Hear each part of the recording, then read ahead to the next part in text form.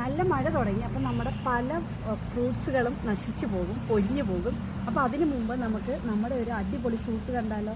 Come on. ഈ fruit മരം വെച്ചിട്ട് 1.5 വർഷമായതേ ഉള്ളൂ. നിറച്ച് കാ പിടിച്ചിട്ടുണ്ട് കേട്ടോ. ഇത് കണ്ടോ, ഇതാണ് സ്റ്റാർ ഫ്രൂട്ട്. ഇതെന്ന് വെച്ചാൽ ഒരുപാട് ഔഷധ ഗുണങ്ങളുണ്ട്. ഈ ഷുഗർകാർക്കൊക്കെ കഴിക്കാൻ പറ്റിയ ഒരിനം പുളിയാണിത് കേട്ടോ. ഇത് കൊളസ്ട്രോൾ കുറയ്ക്കും എന്നൊക്കെ ഞാൻ വായിച്ചിട്ടുണ്ട്.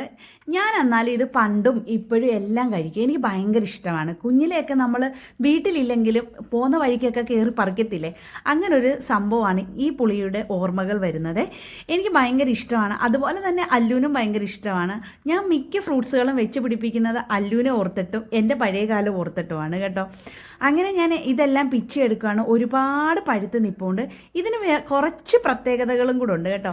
എന്തുവാണെന്നറിയാവോ, നമ്മുടെ ഈ മറ്റേ പുളി പോലെ ഒത്തിരി പുളിയൊന്നുമില്ല. ഇതിന് പുളിയും മധുരവും ഒക്കെ ചേർന്നതാണ്. ഇത് ഉപ്പും കൂട്ടി കഴിക്കാൻ ഭയങ്കര ടേസ്റ്റാണ് കേട്ടോ. പിന്നെ ഇതുകൊണ്ട് നമുക്ക് വിളക്ക് തേക്കാം, ഉപ്പിലിടാം, അച്ചാറിടാം, അങ്ങനെയൊക്കെ ഒരുപാട് പ്രത്യേകതകളും ഇതിനുണ്ട്.